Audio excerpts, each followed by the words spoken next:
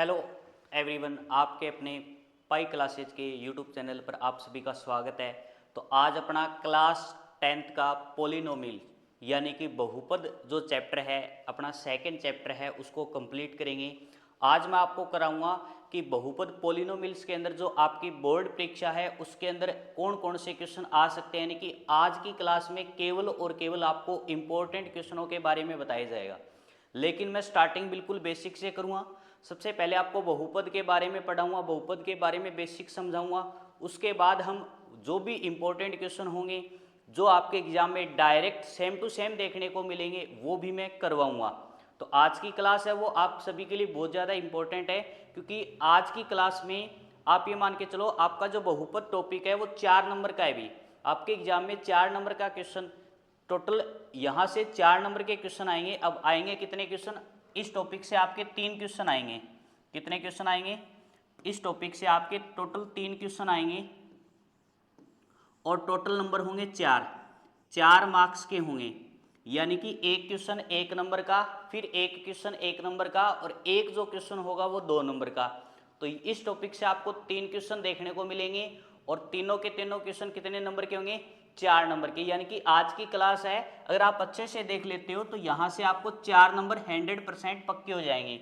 ठीक है, तो देखो इसके अंदर जो क्वेश्चन आते हैं छोटे छोटे, वो आपने वैसे तो 9th क्लास में भी बहुपद पढ़ा है, वहां से पूछे जाते हैं। एक्चुअल में क्या होता है, जो 2 नंबर का क्वेश्चन है वो तो इस आपकी 10th क्लास से आएगा, लेकिन जो छोटे छोटे 1-1 नंबर के क्वेश्चन है वो कहीं ना कहीं आपको 9th क्लास में जो आपने टॉपिक पढ़ा था ये बहुपद वाला, वहां से पूछे जाते हैं। यानी कि आपके छोटे छोटे 1-1 नंबर वाले जो क्वेश्चन हैं वो आपके बहुपद के बेसिक से पूछे जाएंगे। यानी कि आज की क्लास में सबसे पहले क्या पढ़ेंगे? बहुपद का बेसिक। तो बहुपद का बेसिक का मतलब क्या है? सबसे पहले हम बात करेंगे पोलिनोमियल्स कहते किसे हैं, बहुपद कहते किसे हैं, बताओ। सबसे पहले आप ये देखो कि बहुपद एक्चुअल में होता क्या है, पोलिनोमियल है वो एक्चुअल में कहते किसे हैं, बताओ सभी के सभी। सबसे पहला पॉइंट अपना क्या है कि सर बहुपद एक्चुअल में होता क्या है, बहुपद कहते किसे हैं, उसकी बात कर लेते हैं। तो देखो, अगर मैं बहुपद की बात करूं तो बता सकता है क्या कोई भी? बताओ, बहुपद की परिभाषा अगर आपसे पूछ लिया जाए बहुपद कहते किसे हैं तो बता सकते हो क्या? जी सर, बता सकते हैं। बहुपद की क्या परिभाषा होती है? तो देखो, बहुपद की परिभाषा होती है एक ऐसा बीजीय व्यंजक, एक ऐसा बीजीय व्यंजक जिसमें चर की घात एक पूर्ण संख्या हो, जिसमें चर की घात एक पूर्ण संख्या हो। बहुपद की क्या परिभाषा होती है? एक ऐसा बीजीय व्यंजक जिसमें चर की घात चर की घात एक पूर्ण संख्या हो, चर की घात एक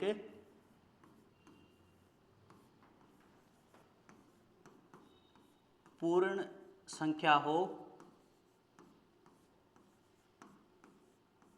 उस बीजीय व्यंजक को क्या बोलेंगे? उस बीजीय व्यंजक को हम बोलते हैं बहुपद। यानी कि जो अपना चर होता है, चर आप सभी समझते हो, इतना तो मैं मान के चलूंगा कि आपको चर एचर थोड़ा बहुत पता है, क्योंकि अभी आप लास्ट टाइम पे चले हो कि यानी कि अपने 4 से 5 दिन के अंदर एग्जाम होना है। तो उस हिसाब से मैं ये मान के चलता हूँ आपके थोड़ा बहुत तो पता है।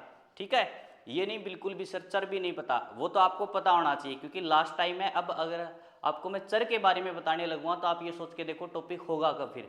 तो चर की जो घात होती है, जो एक्स वाई जेड होते हैं, इनको हम चर बोलते हैं। चर की जो घात होती है वो क्या होनी चाहिए? पूर्ण संख्या होनी चाहिए। ये होती है बहुपद की परिभाषा। यानी कि अब बात करें सर अपनी भाषा में समझा दो, सर अपनी भाषा में समझा दो, तो देखो बहुपद के 2 ही नियम है, हमेशा याद रखना। बहुपद के 2 नियम है। अगर कोई भी बीजीय व्यंजक है वो बहुपद कब होगा? कोई भी बीजीय व्यंजक बहुपद कब होगा? तो बहुपद की 2 कंडीशन है। पहली कंडीशन क्या है कि चर कभी भी आपको हर में नहीं मिलना चाहिए। बहुपद क्या कहता है कि चर कभी भी हर में नहीं होना चाहिए। बहुपद की 2 कंडीशन क्या है कि कोई भी बीजीय व्यंजक है वो बहुपद कब होगा? कोई भी बीजीय व्यंजक बहुपद कब होगा? जब उसमें चर है, चर हर में नहीं होना चाहिए, हर में नहीं होना चाहिए। समझ गए क्या? अगर जो भी बीजीय व्यंजक दे रखा है और उसमें अगर अपने को चर है वो हर में दे रखा है, इसका मतलब वो बहुपद नहीं हो सकता। क्यों नहीं हो सकता? क्योंकि उसने बहुपद की कंडीशन नहीं मानी। समझ गए क्या? कौन सा बहुपद होगा? हमेशा जिस बीजीय व्यंजक में कोई भी चर हर में बटा में नहीं होना चाहिए। दूसरी कंडीशन क्या होती है? दूसरी कंडीशन होती है कि चर कभी भी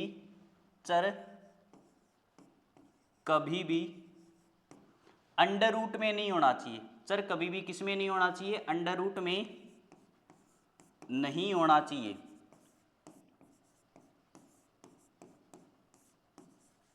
समझ गए क्या? देखो, बहुपद की केवल और केवल दो ही कंडीशन है। पहली कंडीशन क्या है कि चर कभी भी हर में नहीं होना चाहिए। दूसरी कंडीशन चर कभी भी अंडर रूट में नहीं होना चाहिए।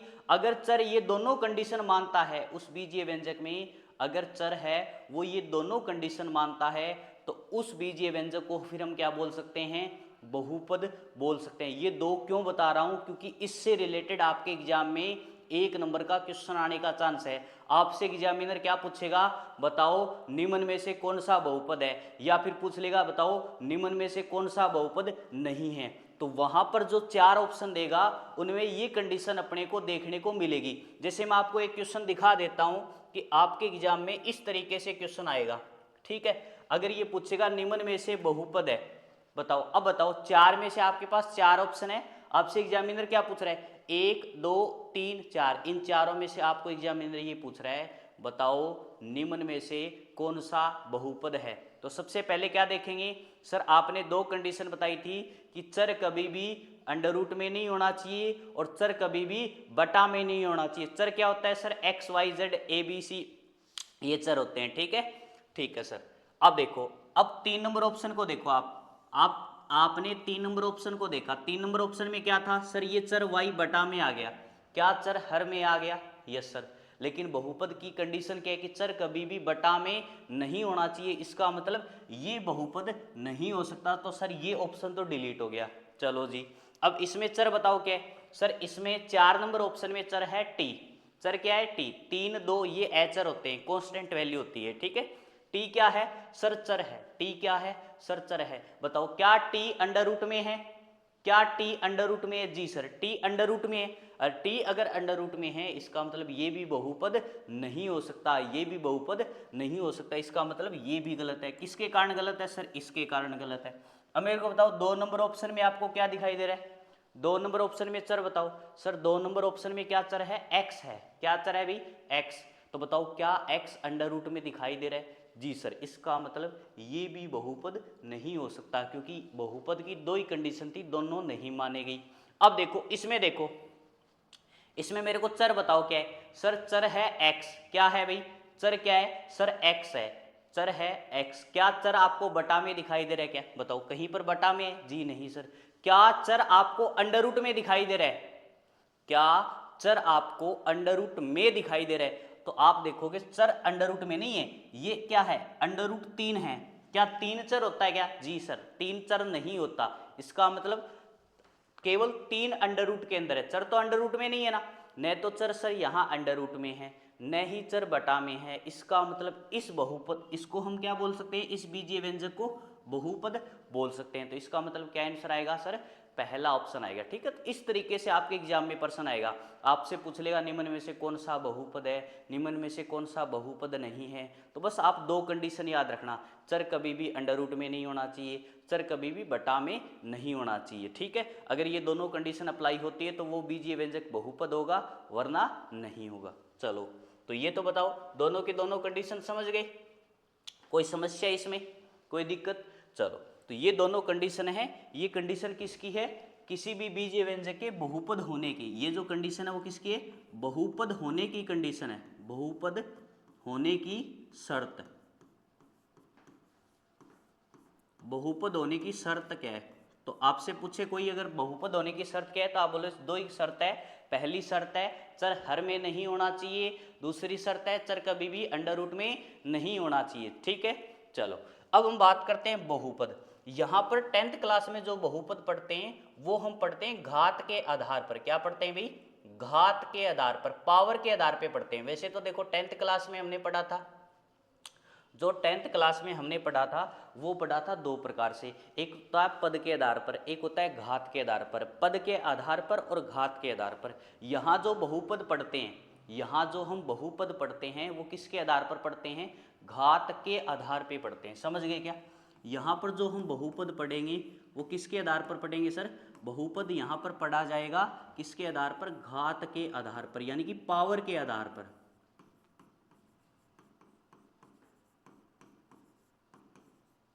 समझ गए? यहाँ पर जो बहुपद पढ़ेंगे वो किसके आधार पर पढ़ेंगे? घात के आधार पर पढ़ेंगे। तो देखो सबसे पहला क्या होगा? सबसे पहला जो बहुपद होता है वो बोलते हैं रेखिक बहुपद। सबसे पहला बहुपद कौन सा होता है? रेखिक बहुपद होता है। सबसे पहला बहुपद होता है अपना रेखिक बहुपद। अब बात आई रेखिक बहुपद किसे कहते हैं? रेखिक बहुपद किसे कहते हैं बताओ? अगर रेखिक बहुपद आपसे पूछे तो हमेशा याद रखना, एक ऐसा बहुपद जिसमें चर की अधिकतम घात 1 हो। अगर किसी भी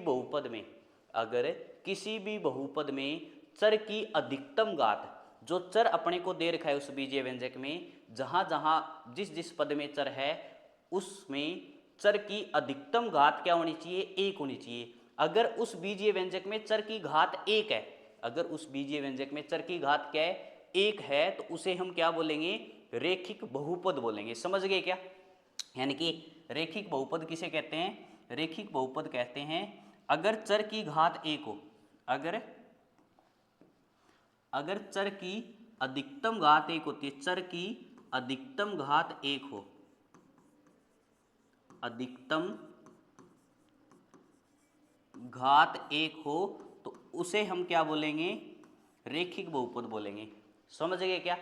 जैसे एग्जाम्पल के रूप में मैंने लिखा 5y - 7। मैंने क्या लिखा? 5y - 7। बताओ इसमें चर क्या है? इसमें चर है क्या? तो आप बोलोगे चर है सर इसमें y। क्या चर है? y। और मेरे को बताओ y की अधिकतम पावर कितनी है? यहाँ पर y की अधिकतम घात कितनी है? तो आप बोलो सर y की अधिकतम पावर 1 है। अगर पावर में कुछ दिखाई नहीं दे रहा है उसका मतलब उसकी पावर 1 होती है। ठीक है, यहाँ पर y की अधिकतम घात क्या है सर? 1 है। इसका मतलब ये कौन सा बहुपद है? रेखिक बहुपद। समझ गए क्या? जैसे मैंने एक एग्जाम्पल और लिखता हूँ, मैंने लिखा 7x - x³ + 5। अब मेरे को बताओ क्या ये रेखिक बहुपद है क्या? क्या ये रेखिक बहुपद है क्या? तो आप देखोगे सर यहाँ पर जो चर है वो कितनी जगह? 2 जगह। एक तो चर ये रहा, एक तो चर ये रहा और एक चर ये रहा। चर की यहाँ पर घात कितनी है? 1 है। यहाँ पर चर की घात कितनी है? 3। तो इस पूरे बीजीय व्यंजक में x की अधिकतम घात कितनी है? यानी कि चर की अधिकतम घात कितनी है? तो बताओ 1 और 3 में ज्यादा कौन है सर? बड़ा कौन है? 3 है। इसका मतलब इस बीजीय व्यंजक की अधिकतम घात 3 है। इस बीजीय व्यंजक की अधिकतम घात क्या है सर? 3 है। तो बताओ क्या ये रेखिक बहुपद हो सकता है क्या? क्या ये रेखिक बहुपद हो सकता है? जी नहीं हो सकता। इसका मतलब ये रेखिक बहुपद नहीं है, क्योंकि रेखिक बहुपद की कंडीशन क्या है? रेखिक बहुपद की कंडीशन है चर की घात 1 हो, अधिकतम घात 1 हो। समझ गए क्या? अगर आपसे पूछे रेखिक बहुपद का व्यापक रूप लिखो, तो हमेशा जब भी आपसे इस बहुपद का व्यापक रूप पूछ लिया जाए, अगर मान लो आपसे पूछ लिया जाए व्यापक रूप लिखो, तो क्या लिखोगे?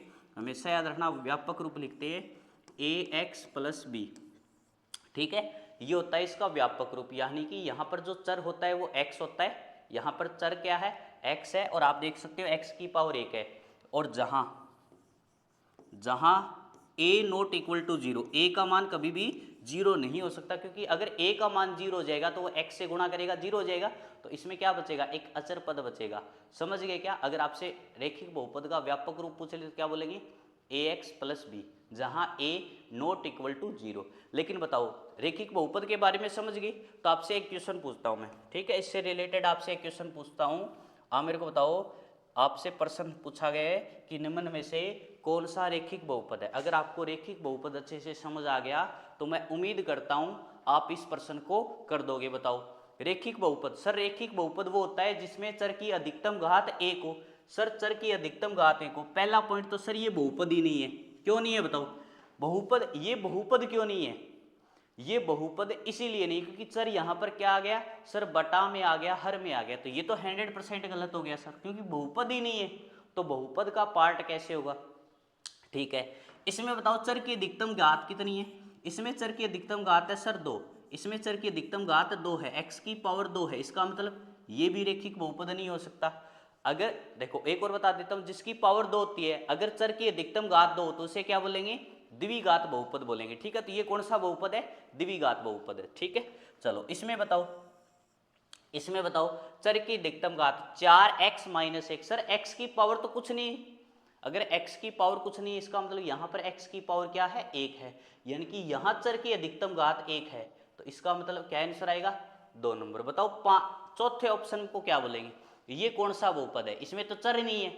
अगर किसी भी बहुपद में चर न हो, अगर किसी भी बहुपद में चर न हो तो इसमें इसको हम क्या बोलते हैं, अचर बहुपद बोलते हैं, इसको क्या बोलेंगे, अचर बहुपद। समझ गए क्या, इसको हम क्या बोलेंगे, अचर बहुपद। ये कौन सा बहुपद है, ये रेखिक बहुपद है, ये कौन सा बहुपद है, रेखिक बहुपद। और ये बहुपद कौन सा है, ये जो पावर 2 वाला है ये द्विघात बहुपद है, ये कौन सा बहुपद है, द्विघात बहुपद है। समझ गए क्या, कोई समस्या अपने को, जैसे मान लो अब एक क्वेश्चन इससे रिलेटेड पावर वाला समझ गए, तो अब मैं आपसे ये क्वेश्चन पूछ सकता हूँ, क्या दे रखा है अपने को, बहुपद पी एक्स बराबर 4x square plus 7x minus 5x की पावर 3 की घात है।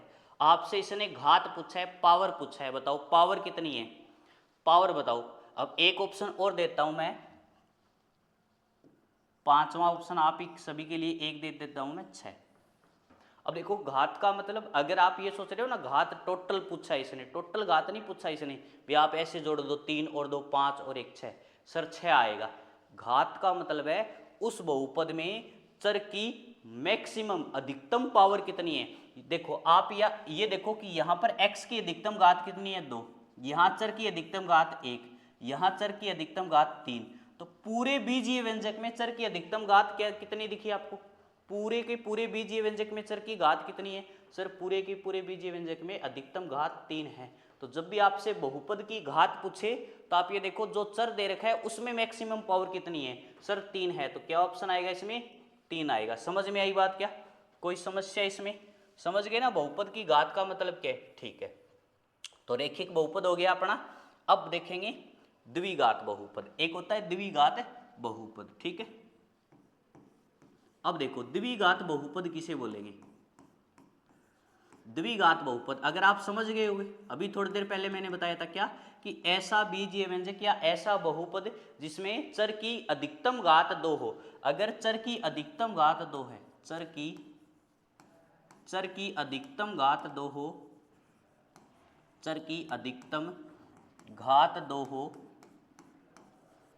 तो ऐसा बहुपद क्या कहलाता है, हमेशा द्विघात बहुपद कहलाता है। समझ गए क्या, अगर चर की अधिकतम घात 2 होती है, चर की अधिकतम घात 2 हो तो ऐसा बहुपद क्या कहलाता है, द्विघात बहुपद कहलाता है। समझ गए। अगर आपसे पूछा जाए द्विघात बहुपद का व्यापक रूप पूछ ले, क्या पूछ ले सर, द्विघात बहुपद का व्यापक रूप, अगर इसका व्यापक रूप पूछ ले तो क्या लिखोगे, व्यापक रूप अगर हमसे पूछा जाए तो हमेशा याद रखना इसका जो व्यापक रूप होता है वो होता है ax square plus bx plus c, जहां a नॉट इक्वल टू 0, हमेशा a का मान क्या नहीं हो सकता, 0 नहीं हो सकता। समझ गए। अगर आपसे पूछ लिया जाए कि द्विघात बहुपद का व्यापक रूप क्या है, तो व्यापक रूप क्या बोलोगे, ax square plus bx plus c, और जहां a का मान कभी भी क्या नहीं होना चाहिए, 0। द्विघात बहुपद कहते किसे है, सर ऐसा बहुपद जिसमें चर की अधिकतम घात 2 हो, चर की अधिकतम घात 2 हो, उसे हम क्या बोलेंगे, द्विघात बहुपद। जैसे आपसे इससे रिलेटेड एक क्वेश्चन है, बताओ फटाफट बताओ, प्रश्न क्या पूछा इसने, निम्न में से कौन सा द्विघात बहुपद है, बताइए। अभी आपने द्विघात बहुपद की परिभाषा देखी है, और मैं चाहता हूं आप चारों के चारों में प्रत्येक को देखो, ये कौन सा बीजीय व्यंजक है, इस बीजीय व्यंजक इस बहुपद को क्या बोलेंगे, बताओ। सबसे पहले हम देखते हैं इसको, मेरे को ये बताओ क्या ये बहुपद है क्या, पहला पॉइंट तो ये बताओ, क्या ये आपको बहुपद दिखाई दे रहा है, जी नहीं। क्यों नहीं है, क्योंकि बहुपद की एक कंडीशन होती है, चर कभी भी बटा में नहीं होना चाहिए, तो इसका मतलब ये बहुपद ही नहीं है। ये बहुपद है सर, है, कौन सा बहुपद है? सर इसमें चर की अधिकतम घात कितनी है? 1 है। चर की अधिकतम घात 1 है। अगर अधिकतम घात 1 है तो कौन सा बहुपद होगा ये होगा रेखिक बहुपद। ये कौन सा बहुपद होगा? रेखिक बहुपद। समझ गए क्या? जी सर। ये इसमें चर ही नहीं है, जिसमें अगर चर नहीं हो, थोड़ी देर पहले एक्सप्लेन किया था, वो कौन सा बहुपद होता है?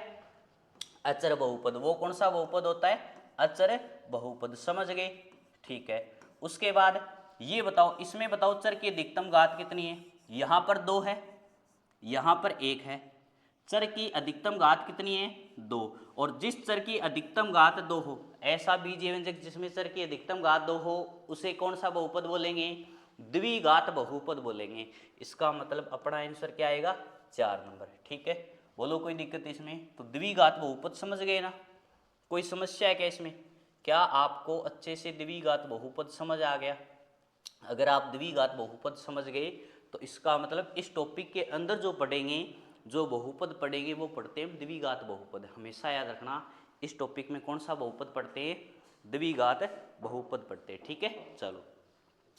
एक होता है त्रिघात बहुपद। फटाफट बता देता हूं त्रिघात बहुपद। त्रिघात बहुपद की परिभाषा आप कमेंट बॉक्स में बताओगे।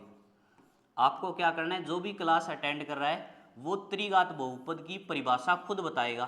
क्योंकि देखो, अगर आपको रेखिक बहुपद और द्विघात बहुपद समझ आ गया तो मैं ये मानता हूँ आप त्रिघात बहुपद की परिभाषा बता सकते हो कमेंट में। ठीक है, सभी के सभी कमेंट में बताएंगे त्रिघात बहुपद की परिभाषा क्या होती है। अगर त्रिघात बहुपद का व्यापक रूप पूछ ले, व्यापक रूप मैं बता देता हूँ। इसका जो व्यापक रूप होता है वो होता है ए एक्स की क्यूब। क्या होता है भी? ए एक्स की cube plus b x square plus c x plus d. समझ गए? जहां जहां क्या नहीं होना चाहिए? सर ए का मान 0 नहीं होना चाहिए। समझ गए क्या? आपके लिए त्रिघात बहुपद की परिभाषा वो HW है, कमेंट बॉक्स में बताना है। और ये व्यापक रूप हो गया। अब हम थोड़ा सा द्विघात बहुपद को अच्छे से समझ लेते हैं। द्विघात बहुपद के बारे में थोड़ा सा और ज्यादा पढ़ लेते हैं। ठीक है,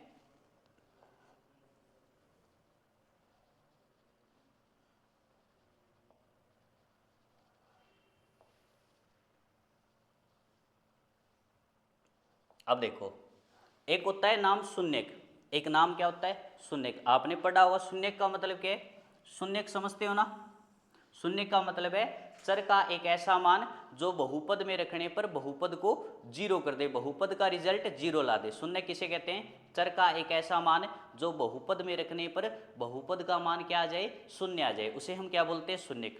ठीक है, तो आपसे पहला पॉइंट तो ये कि जो द्विघात बहुपद है उसके अधिकतम शून्य कितने होते हैं? बताओ, द्विघात बहुपद में अधिकतम शून्य कितने हो सकते हैं? तो हमेशा याद रखना, किसी भी बहुपद के शून्य होते हैं ना, वो उसकी पावर पे डिपेंड करते हैं।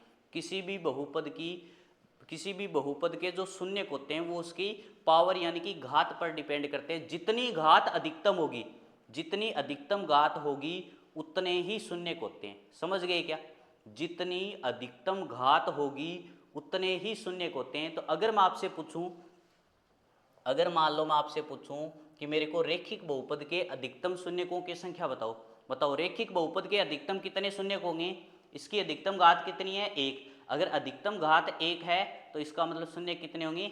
1 होंगे। इसी प्रकार बताओ, अब बताओ द्विघात बहुपद के अधिकतम शून्यकों की संख्या।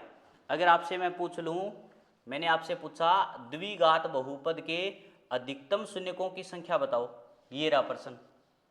द्विघात बहुपद के शून्यकों की अधिकतम संख्या क्या होती है? तो शून्यकों की संख्या किस पे डिपेंड करती है? उस बहुपद की अधिकतम घात पर। तो मेरे को बताओ द्विघात बहुपद में कितने अधिकतम? सर द्विघात बहुपद में चर की अधिकतम घात 2 होती है। अगर चर की अधिकतम घात 2 है तो इसका मतलब शून्यकों की संख्या भी क्या होगी? 2 होगी। समझ गए क्या अच्छे से? बोलो कोई दिक्कत इसमें? ठीक है, चलो। उसके बाद ये तो गया अधिकतम संख्या, मतलब द्विघात बहुपद में शून्यकों की अधिकतम संख्या। ठीक है, कितने होते हैं? 2। तो हमने क्या माना? हमने माना जो शून्यक है, इसके अंदर जो शून्यक है हमने ये मान लिया कि द्विघात बहुपद के 2 शून्यक है, और उनको हमने क्या मान लिया? अल्फा और बीटा मान लिया। क्या मान लिया भाई? अल्फा और बीटा। समझ गए क्या? क्या मान लिया? अल्फा और बीटा मान लिया। तो देखो अब एक थोड़ा सा रिलेशन बता देता हूँ आपको मैं कि शून्यकों और द्विघात बहुपद में जो ए बी सी अपने को दे रखे हैं, यानी कि एक्स स्क्वायर एक्स और जो एच है उसके बीच में एक रिलेशन होता है, ठीक है। अगर आपसे पूछे शून्यकों का योग, तो हमेशा याद रखना शून्यकों का जो योग होता है वो किसके बराबर होता है? शून्यकों का योग अल्फा प्लस बीटा किसके बराबर होता है? हमेशा याद रखना शून्यकों का जो योग होता है अल्फा प्लस बीटा वो किसके बराबर होता है? वो बराबर होता है ये जो सी अपने को अचर पद दे रखा है, जो ये b अपने को दे रखा है x का गुणांक, समझ गए? ये जो b दे रखा है अपने को x का जो गुणांक है, ठीक है, माइनस बी, और बटा में क्या होता है? बटा में होता है एक्स स्क्वायर का गुणांक, बटा में क्या होता है? एक्स स्क्वायर का गुणांक यानी कि a, समझ गए? तो अल्फा प्लस बीटा का मान क्या होता है? अल्फा प्लस बीटा बराबर आपसे पूछे तो बताओगे हमेशा माइनस बी बटा ए। ये b क्या है?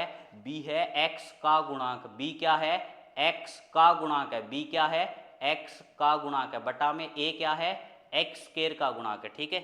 इसी प्रकार अगर आपसे पूछ लिया जाए कि दोनों शून्यकों का गुणनफल, आपसे क्या पूछ लिया जाए? दोनों शून्यकों का गुणनफल यानी कि अल्फा बीटा किसके बराबर होगा? अल्फा बीटा जो बराबर होता है वो होता है हमेशा अचर पद बटा में एक्स स्क्वायर का गुणांक यानी कि सी बटा ए, समझ गए क्या? अल्फा प्लस बीटा शून्यकों का योग किसके बराबर होता है? माइनस बी बटा ए। बी क्या है? एक्स का गुणांक है यानी कि माइनस एक्स का गुणांक बटा में एक्स स्क्वायर का गुणांक, और अल्फा बीटा शून्यकों का गुणनफल किसके बराबर होता है? अचर पद बटा में एक्स स्क्वायर का गुणांक, समझ गए? कोई दिक्कत इसमें? शून्यकों का गुणनफल किसके बराबर होता है? सी बटा ए के बराबर होता है। अल्फा प्लस बीटा शून्यकों का योग किसके बराबर होता है? माइनस बी बटा ए होता है, ठीक है। अब इससे रिलेटेड एक क्वेश्चन देता हूं आपको, वो आप बताओ, अगर आप थोड़े से समझदार हो तो बता सकते हो। प्रश्न देखो क्या है।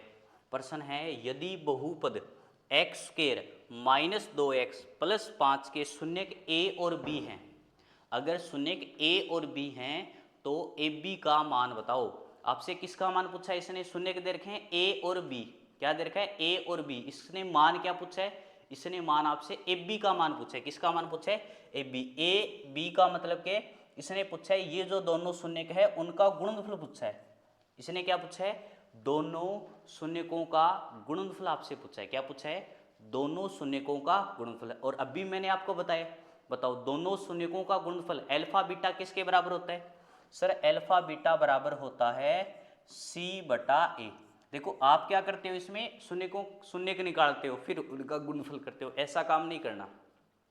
जब क्वेश्चन 1 नंबर का है तो डायरेक्ट करो ना। अल्फा बीटा किसके बराबर होता है? सी बटा ए। तो बताओ सी का मान बताना। इसमें देखकर मेरे को सी का मान बताओ। सी होता है अचर पद, अचर पद कितना है? 5। सी का मान क्या है? 5 बटा में ए का मान बताओ। ए क्या होता है बताओ? ए होता है सर एक्स स्क्वायर का गुणांक। क्या होता है? एक्स स्क्वायर का गुणांक। बताओ एक्स स्क्वायर का गुणांक यहाँ पर क्या है? 1 है। एक्स स्क्वायर का गुणांक क्या है? 1, यानी कि बटा में क्या आएगा? 1 आएगा। तो 5 बटा 1 किसका मान आ गया सर? ए बी का मान आ गया। इसी ने यही तो पूछा था, 5 बटा 1 का मतलब 5। अगर इसी प्रश्न में आपसे पूछ लेता, अगर इसी प्रश्न में आपसे a प्लस बी पूछ लेता, तो a प्लस बी का मान आप बताओ क्या होगा? a प्लस बी का मान आप कमेंट बॉक्स में बताओगे, ठीक है। a प्लस बी का मान अगर आपसे पूछे तो बताओ क्या होगा। इसी प्रकार a प्लस बी का आप आंसर क्या बताओगे? कमेंट बॉक्स में आंसर दोगे, ठीक है। मैं देखूंगा किस किस ने आंसर दिया इसमें, ठीक है। अब आपको a प्लस बी का मान खुद करना है इसमें। तो बताओ समझ गए क्या? कोई समस्या इसमें? जो मैंने दो आपको कंडीशन बताई है कि अल्फा प्लस बीटा किसके बराबर होता है? माइनस बी बटा ए के बराबर होता है। अल्फा बीटा किसके बराबर होता है? सी बटा ए के बराबर होता है, ठीक है। कोई समस्या जी? अब देखो इसके बाद इसके अंदर नेक्स्ट क्या है अपना,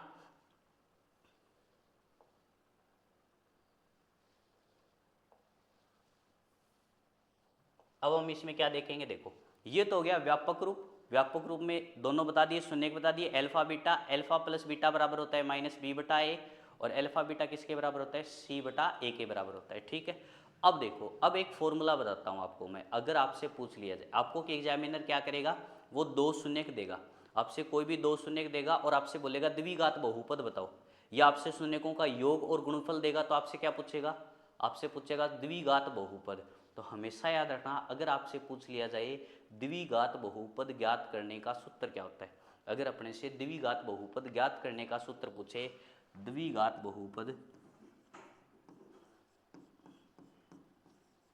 द्विघात बहुपद ज्ञात करने का सूत्र। तो हमेशा याद रखना ये जो सूत्र होता है ये होता है x square minus alpha plus beta, x plus alpha beta. क्या होता है formula? X square minus alpha plus beta, x plus alpha beta. बताओ एल्फा और बीटा यहाँ पर क्या है? एल्फा और बीटा है शून्य। एल्फा और बीटा यहाँ पर क्या है? ये जो एल्फा और बीटा है वो क्या है? इस द्विघात बहुपद के शून्यक हैं। क्या है भाई? इस द्विघात बहुपद के शून्यक। ठीक है, तो एल्फा प्लस बीटा का मतलब क्या है? एल्फा प्लस बीटा का मतलब है शून्यकों का योग। एल्फा बीटा का मतलब क्या है? शून्यकों का गुणनफल। समझ गए क्या? आपसे 1 नंबर का छोटा क्वेश्चन या 2 नंबर का क्वेश्चन यहाँ से पूछा जा सकता है। क्या वो आपसे बोलेगा द्विघात बहुपद ज्ञात करने का सूत्र लिखिए, या फिर आपको शून्यकों का योग और गुणनफल देकर द्विघात बहुपद पूछ लेगा। तो क्या करेंगे? इस फॉर्मूले के अंदर हम क्या रख देंगे? मान रख देंगे। ठीक है, जैसे क्वेश्चन दिखा देता हूँ आपको। ठीक है, किस तरीके से एग्जामिनर इसमें अपने से पूछेगा। चलो, जैसे ये क्वेश्चन है, प्रश्न पढ़ो। क्या है प्रश्न में? अपने को क्या दे रखा है इसने? प्रश्न में दे रखा है एक द्विघात बहुपद ज्ञात कीजिए जिसके शून्यकों का योग और गुणनफल क्या है? योग क्या दे रखा है अपने को? -3, और गुणनफल क्या दे रखा है? 2। इसने शून्यक नहीं दे रखा, इसने बोला है एक ऐसा द्विघात बहुपद ज्ञात कीजिए जिसके शून्यकों का योग और गुणनफल क्रमशः -3 और 2 हो। मतलब इसने क्या दे रखा है अपने को? शून्यकों का योग, यानी कि एल्फा प्लस बीटा का मान। एल्फा प्लस बीटा का मान क्या दे रखा है अपने को? -3। एल्फा बीटा का मान क्या दे रखा है अपने को? 2। और इसने क्या पूछा है अपने को? इसने पूछा है शून्य द्विघात बहुपद। क्या पूछा है इसने? द्विघात बहुपद पूछा है। तो बताओ द्विघात बहुपद ज्ञात करने का सूत्र मैंने क्या बताया? आपने बताया sir x square minus alpha plus beta, x plus alpha beta, यही बताया ना। द्विघात बहुपद ज्ञात करने का सूत्र क्या होता है? X square minus alpha plus beta, x plus alpha beta. अब क्या कर देंगे? इसके अंदर मान रख देते हैं। इसके अंदर क्या कर देते हैं? वैल्यू पुट कर देते हैं। तो बताओ एक्स स्क्वायर का x square minus alpha plus beta का मान बताओ क्या? एल्फा प्लस बीटा का मान है -3। तो मैंने क्या लिख दिया ब्रैकेट में? -3 एक्स प्लस एल्फा बीटा का मान क्या है? एल्फा बीटा का मान है 2। एल्फा बीटा का मान क्या है? 2, वो लिख दिया एक्स स्क्वायर। अब बताओ माइनस को माइनस के साथ गुणा करेंगे तो क्या आएगा? +3x प्लस 2, और यही अपना क्या आ गया? यही अपना आ गया आंसर। बोलो समझ में आई बात क्या? तो अगर आपसे इस प्रश्न में द्विघात बहुपद पूछ ले तो कर दोगे, इस फॉर्मूले से करना है। समझ गए ना? जैसे एक क्वेश्चन आपके लिए ये है, अब आप इसको ट्राई करो। पहले वीडियो को पॉज कर सकते हो, फटाफट आंसर निकालो, फिर चेक करो। ठीक है, देखो क्या आना चाहिए इसका आंसर।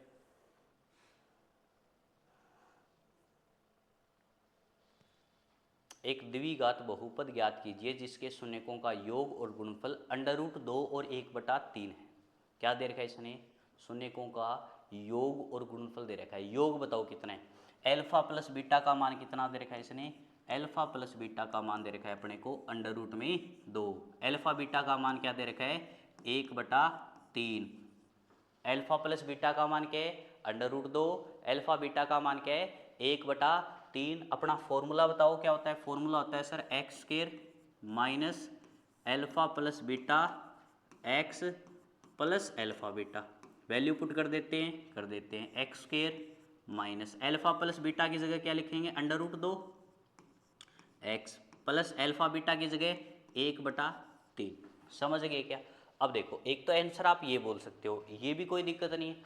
फिर भी अगर आप इसको और सोल्व करना चाहो तो आप क्या करो? देखो बटा में 3 है ना, ये आपका आंसर बिल्कुल सही है, इसको एग्जामिनर गलत नहीं बोल सकता। लेकिन फिर भी अगर आप सोचो कि बटा में नहीं रखना तो इसको 3 से गुणा कर दो। पूरी बहुपद को 3 से गुणा कर सकते हो आप। समझ गए क्या? अब जब 3 से गुणा करोगे तो क्या हो जाएगा? ये हो जाएगा 3x²। इसको 3 से गुणा किया तो देखो 3 √2 होगा, ये √6 नहीं होगा, 3 √2 होगा। उसके बाद प्लस 1/3 को 3 से गुणा करोगे तो 1 आएगा, ठीक है। तो अपना आंसर ये आ जाएगा। ये भी सही है और ये भी सही है, ठीक है। उसके बाद एक क्वेश्चन आप सभी के लिए है HW, ये आपको खुद करना है, यानी कि इसका आंसर कहाँ बताओगे, कमेंट बॉक्स में।